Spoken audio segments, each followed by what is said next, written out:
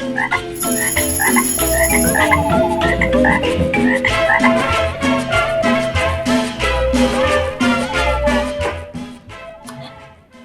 everybody. My name is Josue Ramirez. I am the Trucha RGV cultural organizer, and I am here with you with the De la Casa Artists residency, which is our one of our inaugural programs brought to you by the National Association of Latino Arts and Culture Border Narrative Grant. And I'm so excited to be here to present myself and also to talk to these amazing artists who are the initial cohort of artists for the residency program, which is called the De La Casa Artist Residency. It's a virtual residency program, and for the last a month, Sam and Monica, which I will introduce shortly, have been creating work for us and sharing it online for you all to see. And so I'm excited to talk to them about what inspires their work, about what they have planned for the exhibition that's going to happen September 15th at the San Benito and Cultural Heritage Museum in San Benito, Texas. Let's introduce Sam and Monica. Hello. Hello. Hello, I'm Sam Rawls. I'm from Brownsville, Texas. I'm a studio artist. I go by Aya, she, and her. Hello, my name is Monica Lugo. I am a graphic designer based in McAllen, Texas, and my pronouns are she and her. Thank you all both for being here with me digitally, and I really appreciate it. It's been so cool to see you all's work through y'all's Instagram post and through tagging that y'all have been doing for the Trucha account. So follow us at Trucha RGB on all social media so you can check out the work that they've been posting. But first things first, how did y'all meet and how did y'all apply together for this residency program?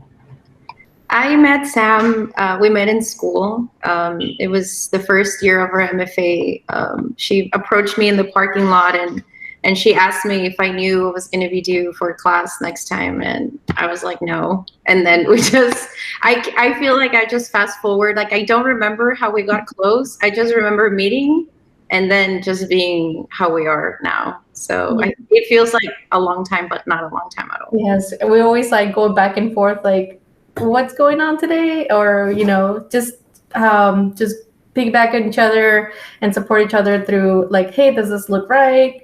This artwork, and very supportive system that we had through since 2017. And then one day, Alexandra Conchola asked me if we wanted to do a mural together, and she's like, anybody else that you think could work with us?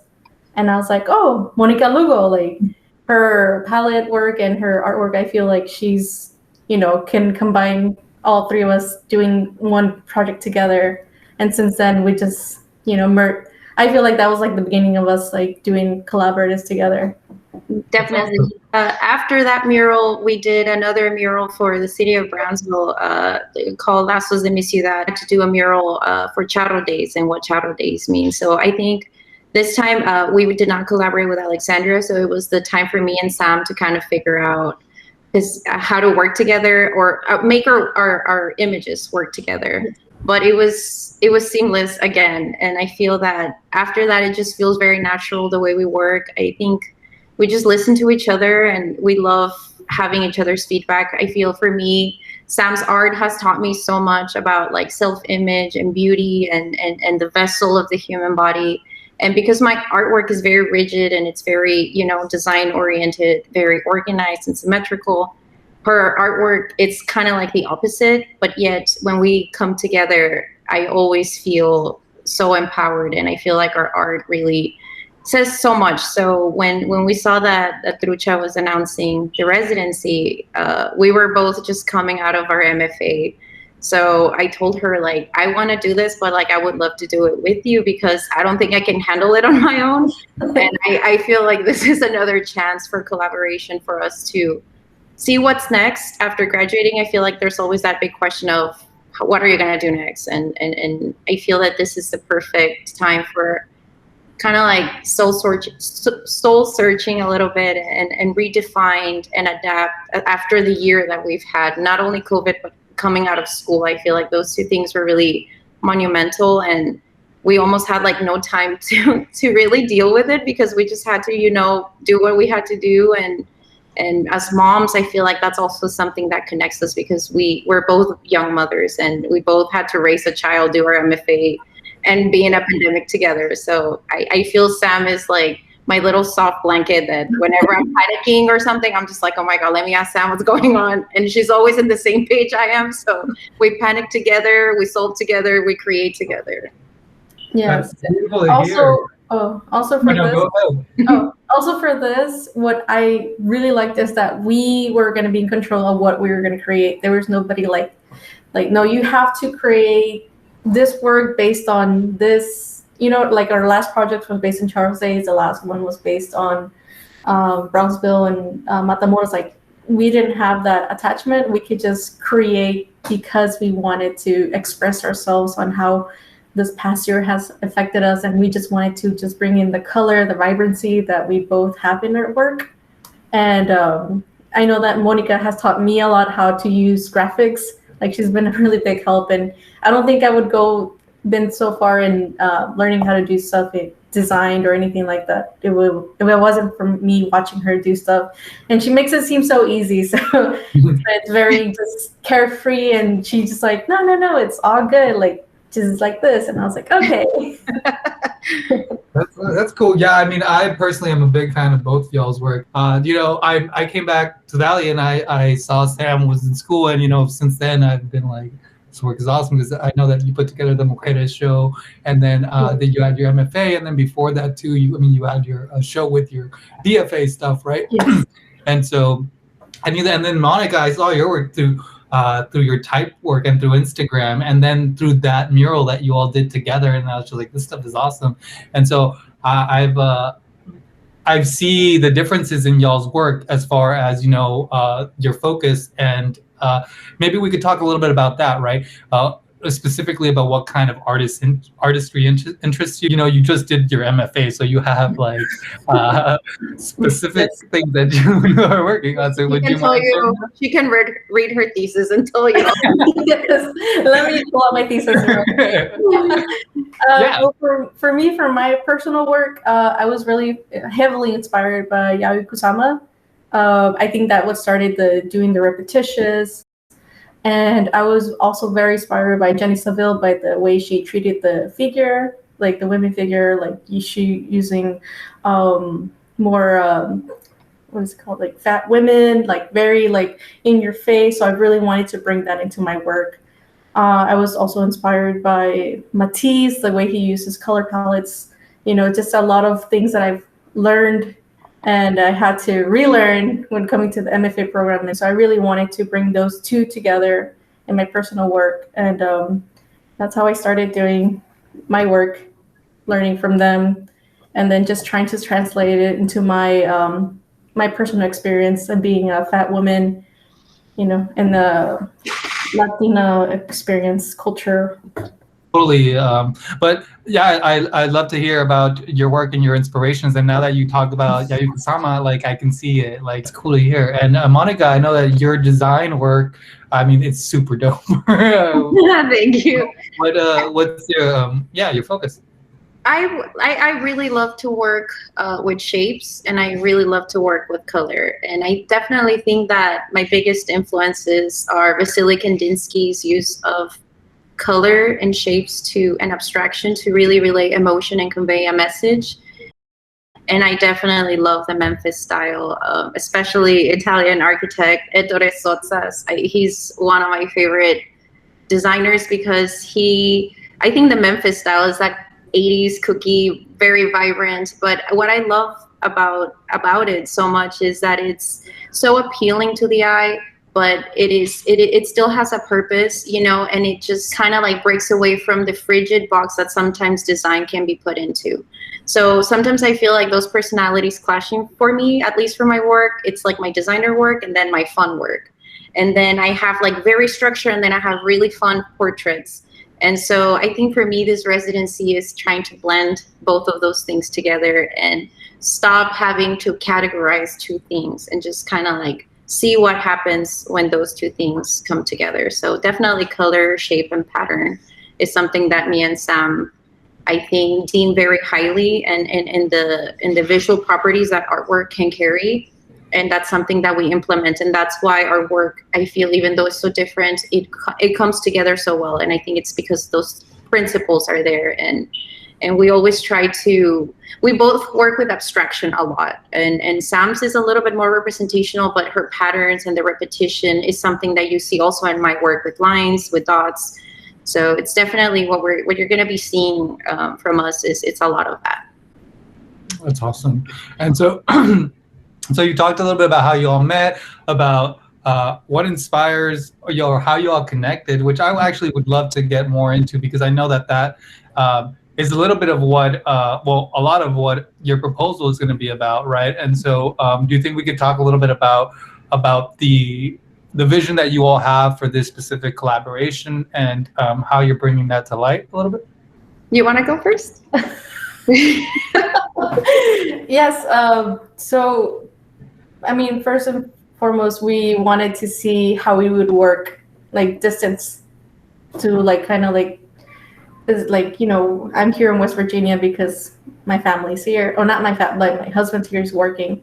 So we wanted to implement that and see how we can work from a distance, and, you know, get how the iPad's gonna work and everything. So that's kind of like, hey, like, no, I lost it.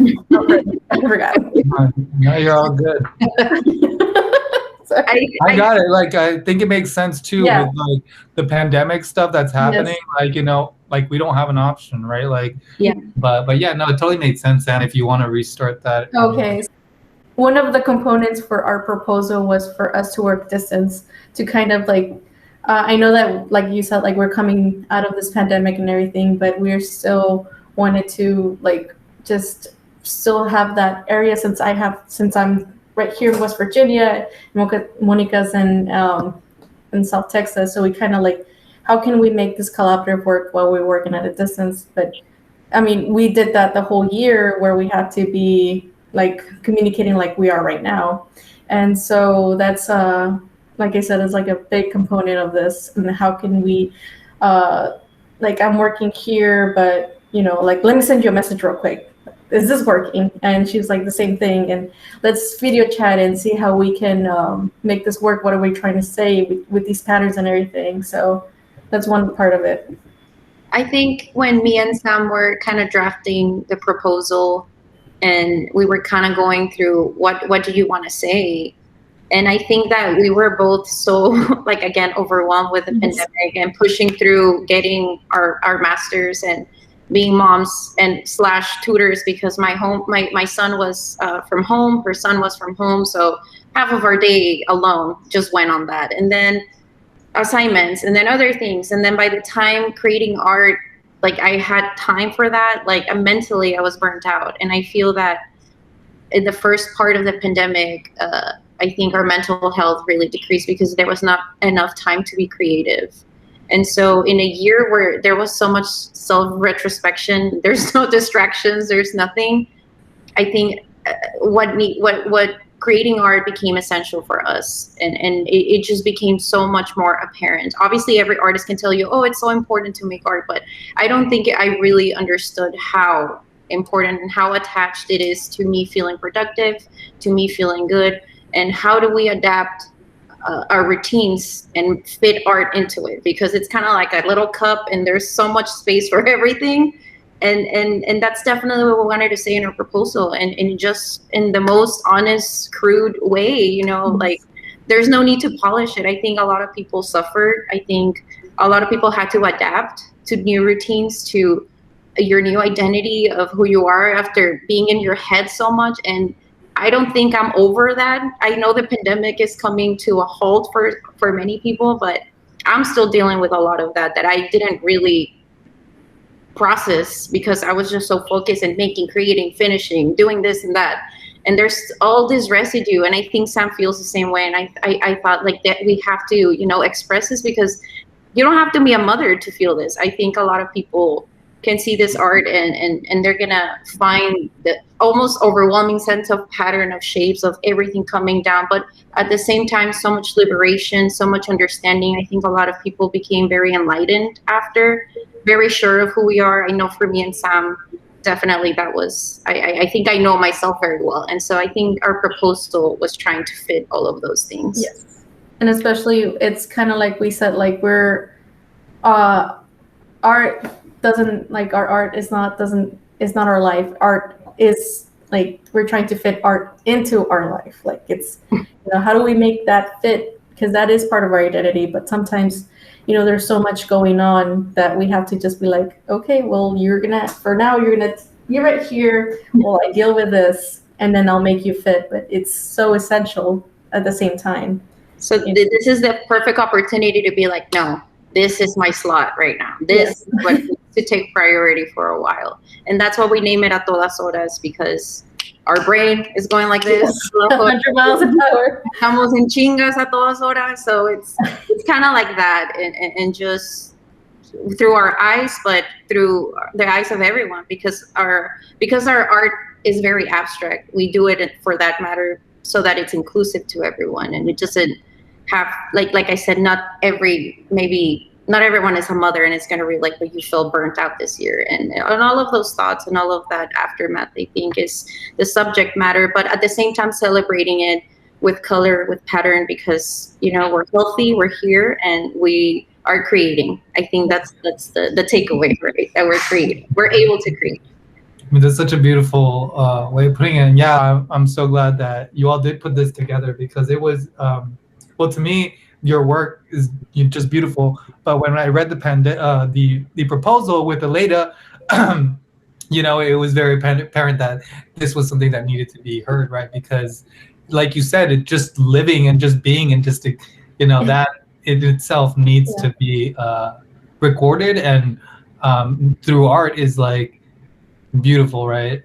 Because like you can do these things, like you said, Monica. You can grieve, and you can show the frustration and show the things piling on through color, through form, but then also celebrate it through the same thing, right? Through color, through form. And so and that's something that like you said, we are very lucky to be able to do that currently, even though we have dealt with it, and we shouldn't put it down, because we dealt with a lot, and other people dealt with a lot too.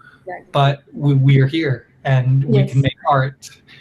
So that's beautiful, beautiful, beautiful, beautiful for you to hear. And throughout your process, I have been seeing so many amazing colors, so many amazing patterns, and then also like this little, I don't know, is it something that y'all made up, or is it like De creando y chineando.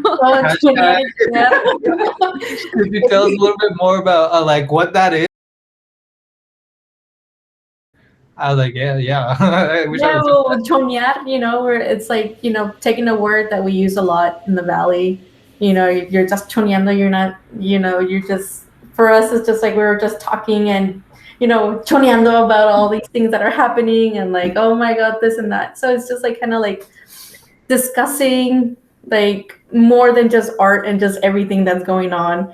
And then we're just like, okay, and then we create, based on what what has happened. So I think that's how I've taken it. Just like I think the same way. I when I think of Sam, I think mi comadre. So every time I talk to her, like even though we're talking about work or whatever, we just deviate, and then we start talking about many other things that we should be not talking about. And it's like, I mean, we're doing both at the same time. So that's when I was like, okay, estamos choneando, but we're creating too. Like, we have to keep both going. And so I think that's just part of like living here and the dialect here. I think that works here because we understand, but maybe someone else that doesn't live in this area, maybe their term of choneando is different. I don't know. That's the way we interpret it. I don't know. Also, I mean, the comadre aspect totally resonates with me because, just because when I think of Chona, I think of the song, the Chona, and I imagine that person dancing, but also like, what is Chona doing on her spare time? Chona obviously dances, so she has artistic flair, right? She could be a painter, and obviously, she likes to be social. So, so I love that. So when I saw y'all tagging it, I was like, that's so funny because because you are. I mean, it's just like you're just nomás estás cenando con your cup of coffee and Yeah, definitely. Yeah. But yeah, no, it's super cool to hear what do you call it, y'all's the inspiration behind it and kind of a little bit of what you were exploring. Could you talk a little bit about how you're thinking about presenting the work? Since there's more print shops up here upstate, I'm thinking of printing most of our work, or let's see how it works. See how it prints out, like because they have, there's more.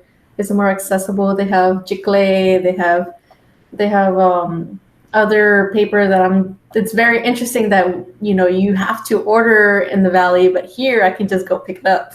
Oh, So that's one way we're gonna present. We also wanted to do more tactile, and once I come back from West Virginia, we were thinking of seeing how we can probably do a painting, right? We were Yeah, thinking like of that. collaborative, but like Collaborative, and like maybe. maybe that be the final piece that we create, and it's an actual interaction. But for now, I feel that what people will see is just a lot of like kind of like vignettes and moments of thoughts of inspiration of feelings and emotions that one person might go through, and in a splash of a lot of color, a lot of vibrancy, a lot of things that maybe will hurt your eyes because they're too colorful, and there's a lot. You have to use color.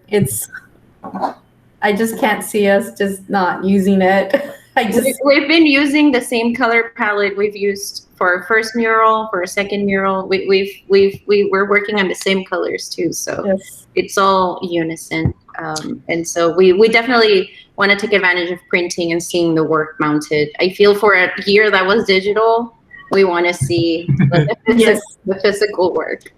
Exactly. I'm excited to see some of those vibrant colors on different textures perhaps, and just kind of exploring that. And yeah, that's kind of like the purpose of it, is just like I'm really glad that the way that you all are taking or just working, because that was the purpose of the De La Casa residency, is like we really just want to support artists, because that here locally is not something that, or something that you have to work towards, and that we are working towards. And I know that a lot of people here have the same idea, but yeah, I think this residency program is well, at least what you all explained that you all are doing is exactly what we envisioned, because we don't get those opportunities a lot of the times. And so Like this is our first phase, like us just like trying to see how much we can produce and see, and then finally like see what my with the drawings that I'm doing, or the illustrations that I'm doing and her illustrations, how we can merge them together and see which one works together, which one don't, and just like see what fun. I don't know. I'm very excited to see how they just come together, because like she said, she's more like this, and I'm more like that. Yeah, I think it's also, we've been doing a lot of observation amongst each other. Like I have been, going through Sam's Instagram. I know she's done the same. And I'm trying to, emulate her style. And I realize how difficult it is. And then the same for her. Like, she's like, how do you do this? And no, I'm like, no, how do you do this?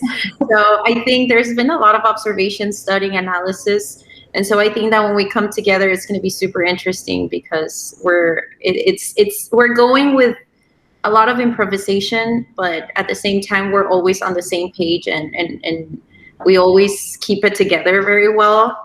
So I'm very, very excited to see that too. Like the culmination of the show be one last collaborative piece where we both have learned so much from each other, and we continue, to learn from each other and what is inspiring us that day, or just the emotion that we're feeling that day, really. So part of this residency is was sponsored in part by a grant that we received by the National Associations of Latino Arts and Culture, which is called the Border Narrative Grant. And so we thought that your work was, a great example of a border narrative that needs to be, showcased, given a platform, and that we need to hear. So my question to you is, where do you all see y'all's work in the larger border narrative? How it fits for is that we're both from the valley. Like we are expressing the experience that how we've lived through this whole situation, being part of the valley, and then we show that by the language that we use, like the choniar and criada. I feel like that's very like our the way we say things. You know, just bringing those like sayings into our work, the titles of our work. I feel like that's a very big part of how we express and how we want to describe our work. You know, being part of the border and using that language that sometimes that a lot of people don't would not hear if you're not from a border town like we are, because we have the the Spanglish that and that itself I feel like that's already like different language, because si no puedes decir algo en inglés, lo dices en español y same, you can just switch over. We're going back and forth. And I think that's like the next phase that we're going. It's like including typography for this, and I feel like dialect. It's like the color palette and everything. I think all of that reflects. I mean, I lived in Matamoros and I lived in Brownsville. My family literally is from Matamoros, so I've been in two sides. And I think Sam also brings her own unique experience to the valley. And together, I think all of the influences and all of the things that we have absorbed, whether that has been consciously or subconsciously, I think that you see all of that in our work. And we're trying to kind of like redefine the kind of art that you find here and bring our experience, like our ideas, our interpretation, I guess, of the themes that we choose to talk about. So I definitely think that is how we can, it kind of like goes into the border narrative. Yeah, I love that. Just connecting with y'all's work, like your mural, like I'm thinking about that mural. It's like, finally, a mural in Brownsville that's not Charro Days related, or that's not like, and I see that change in what y'all are presenting compared to a lot of the stuff that you see that's already uplifted here. So I really appreciate that. And I love y'all's work, and I'm so glad that you all are a part of this, and I cannot wait to see the exhibit complete along with Frontera Dance Project. But I really, really appreciate y'all's time. I'm so happy that you all are our artists in residency for the De La Casa for the inaugural program. And so, I couldn't think of anything, anything else to say other than thank you so much. And if you do want to say something else, please feel free to. But yeah, just thank you for choosing us. I was so excited because I thought that there's going to be more artists, and whenever it was like we had our first meeting, I was like, oh, it's just us. So it was very exciting to just it feels good to be like chosen for this like the start of the program, and hopefully more artists are able to be part of it, and just grows into something amazing. So I'm really thankful. Yeah, I feel the same way. I feel super lucky to be able to have the time to create, and for an organization to deem it important to create a space for artists, to provide funds for artists, and in this time of the year that has been so hectic. So I think it was awesome to see that even the opportunity was presented in the first place. And then when we got selected, based on what we proposed, I think it was just very encouraging, and it has continued to inspire us to create more work. So we feel super pumped and super excited for everyone to see the show in general, and see also Frontera Dance Project and what they come up with. Thank you for the kind words. We also hope the same, and that we know that with work like yours that will be possible, because these are the important border narratives and different things that we need to uplift. And thank you so much for doing that. But thank you for your time, Sam, Monica. I appreciate it, and we'll be in contact. Yes. And everybody stay tuned for their work. Follow us at Trucha RGV on social media, and then just keep up on our stories, and you'll be able to catch up some of the work that they're doing. Take it easy. Bye. Bye.